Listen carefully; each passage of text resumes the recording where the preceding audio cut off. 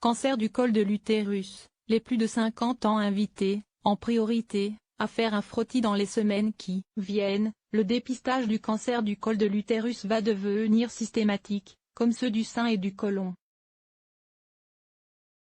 Public ciblé, les femmes de 25 à 65 ans. Dans un premier temps, seuls les plus de 50 ans qui n'ont pas fait de frottis depuis plus de 3 ans vont recevoir une invitation. Il a fallu près de 20 ans pour le mettre en place, mais le dépistage organisé du cancer du col de l'utérus est pratiquement officiel. Son lancement sera annoncé dans les semaines qui viennent, selon le docteur Christine Bergeron, vice-présidente de la Société française de colposcopie et de pathologie cervico-vaginale, SFCPCV.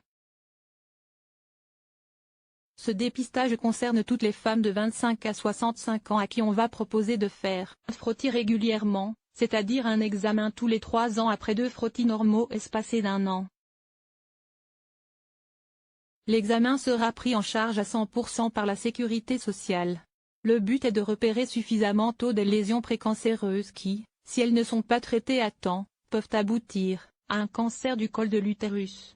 La maladie touche environ 3000 femmes, moyenne d'âge 51 ans, et engendre un millier de décès, moyenne d'âge 64 ans, chaque année en France.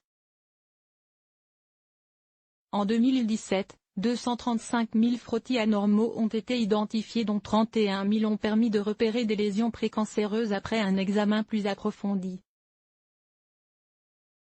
À l'heure actuelle, 60% des femmes font régulièrement des frottis de dépistage. Or, 70% des cancers invasifs se déclarent chez des femmes qui n'ont pas fait ce test depuis plus de 3 ans et, pour certaines, ne l'ont jamais fait. Il s'agit majoritairement de femmes de plus de 50 ans, souvent dans une situation sociale précaire. Les premières invitations au dépistage systématique leur seront adressées en priorité. Elles seront repérées grâce au fichier de l'assurance maladie. Ensuite, progressivement, toute la population cible, c'est-à-dire les 25-65 ans, recevront leur courrier d'invitation. Pour effectuer le frottis, chacune peut se rendre chez un gynécologue, mais aussi un médecin généraliste, une sage-femme ou directement dans un laboratoire de biologie médicale.